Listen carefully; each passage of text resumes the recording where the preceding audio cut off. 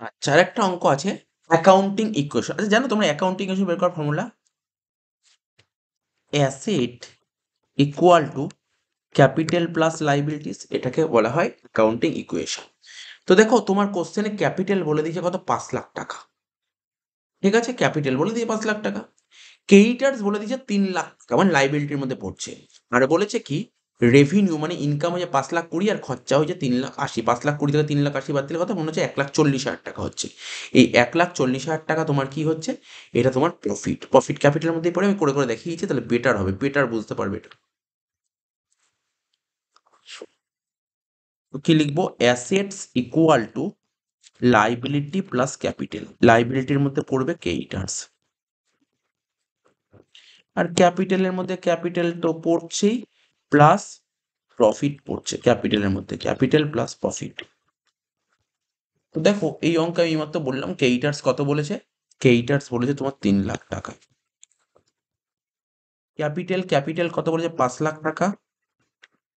আর প্রফিটের মধ্যে কি হচ্ছে, revenue minus expenses, 3 lakh plus 5 lakh.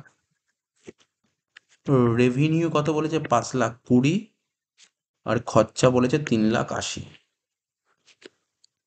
তাহলে 3 লাখ 5 লাখ 8 লাখ আর 1 লাখ 40, 9 লাখ 40, অ্যাসেট হলো 9 লাখ 40, ব্যাস হয়ে গেল। অ্যাকাউন্টিং ইকুয়েশন অঙ্কটাও হয়ে গেল। তো আশা করি বুঝতে পারলে কিভাবে কি করালাম।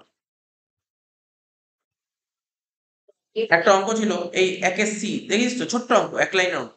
ইউজিং অ্যাকাউন্টিং ইকুয়েশন, আগে আমাকে জানতে হবে অ্যাকাউন্টিং ইকুয়েশন বের করার ফর্মুলা, এখানে লিখে দিচ্ছি। অ্যাসেট ইকুয়াল টু কি ছিল, লাইবিলিটি প্লাস ক্যাপিটাল।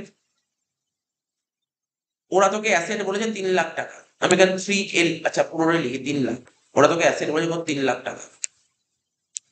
লাইবিলিটি বলেনি কিন্তু ক্যাপিটাল বলেছে কত, 1 লাখ 25 হাজার টাকা। লাইবিলিটি কত হবে এখান দিয়ে, 1 লাখ 75 হাজার।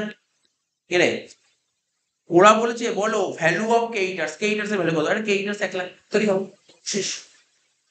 বুঝলে অঙ্কটা? তো সুন্দরভাবে অঙ্ক দিয়ে দিলাম, করিয়ে দিলাম উপরে।